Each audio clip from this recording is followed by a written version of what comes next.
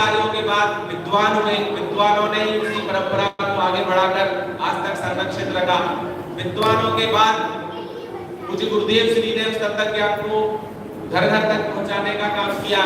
और वर्तमान में अगर को इस ज्ञान से नहीं जोड़ेंगे तो धर्म का रक्षण करना संभव नहीं हो सकता। इसलिए ये बच्चे तीसरे नंबर पर धर्म के सच्चे रक्षक हैं, जो इस वाणी को अपने हृदय में धारण और अब इन बच्चों का भी दायित्व है कि यहाँ से संस्कार लेकर जब वो अपने जीवन में आगे बढ़े तो उन्हीं संस्कारों की परंपरा को आगे बढ़ाने के लिए अपना प्रयास निरंतर करते रहे और जन जन को जैन धर्म के संरक्षण रक्षण से, तत्व ज्ञान के रक्षण से जोड़कर अपनी आत्मा के कल्याण के मार्ग पर हम सभी आगे बढ़े। जैसे 700 मुनिराज अकंपनाचार्य आदि मुनिराजों ने जिस उपसर्ग को सहन कर भी अपने आत्म स्वरूप से चित नहीं हुए, अपने आत्म स्वरूप से नहीं उपसर्ग आने के बावजूद भी, ऐसे ही हम अपने जीवन में कोई व्यवधान आए, कितनी भी बड़ी तकलीफ आए, हम जीवन में कभी अपना धर्म मार्ग ना छोड़ें। ऐसा संकल्प हमें इस कहानी से प्रेरणा लेकर हमें अपने जीवन में आत्मसात करना चाहिए। यही हम सबके लिए रक्षाबंधन पर्व मनाना सच्चे अर्थों में सार्थक होगा। अब और विलंब करते हुए मैं आज के इस कार्यक्रम की विधिवत शुरुआत करता हूँ। और हमारे विद्यार्थियों ने बहुत ही कम समय में 2-3 दिन का समय उनको मिला, अचानक एक प्लान हुआ गोष्ठी करने का और उसमें भी बच्चों से बोला गया कि इस बार आपको इंग्लिश में गोष्ठी तैयार करनी है, क्योंकि कॉलेज स्कूल की पढ़ाई इंग्लिश में करना, टेक्स्ट बुक के आंसर इंग्लिश में लिखना आसान होता है, रिलीजियस कंटेंट को इंग्लिश में प्रेजेंट करना वो थोड़ा टफ होता है, क्योंकि धार्मिक शब्दावली थोड़ी कठिन होती है, बच्चों के लिए नई होती है, पहले ऐसा उन्होंने कभी किया नहीं है।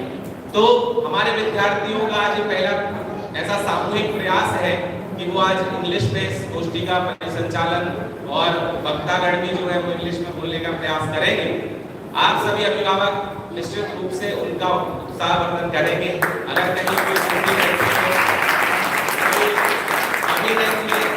अपने आप सभी हम सभी परिवार के एक ही परिवार के सदस्य हैं, बच्चे परिवार में अगर कोई प्रतिवश कुछ गलती करता है तो उसका उपहास करने की बजाय उसका उत्साहवर्धन करना हम सभी बड़ों की जिम्मेदारी है। तो एक बार जोरदार तालियों से हम सभी करते हैं कार्यक्रम के लिए। और अब आगे के कार्यक्रम के लिए मैं हमारे विद्यालय के कक्षा 7 के विद्यार्थी अरहंत को आमंत्रित करता हूं कि वो आए और इस आगे की जो गोष्ठी है उसका परिसंचालन प्रारंभ करें, विधिवत मंगलाचरण करवाएं और उसके बाद गोष्ठी के जो वक्ता हैं उनको उनके विषय के अनुसार बुलाकर आगे का पूरा संचालन भाई अरहंत करेंगे। तो मैं उनको जोरदार तालियों से उनका स्वागत करता हूं।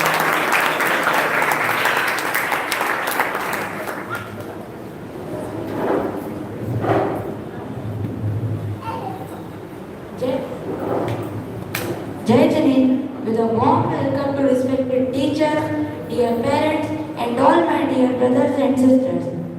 As we know that today is the holy festival of Raksha Bandhan, and on this occasion, Shri Kundkund Kahan Digamata Vidyarthi Grah is organizing an Adhyatmik Gyan Goshti.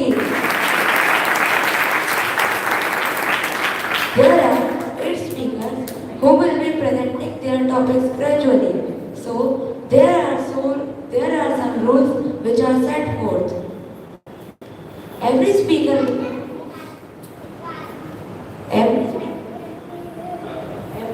will get 4 minutes to present their topic, and in the very first 3 minutes they will present it,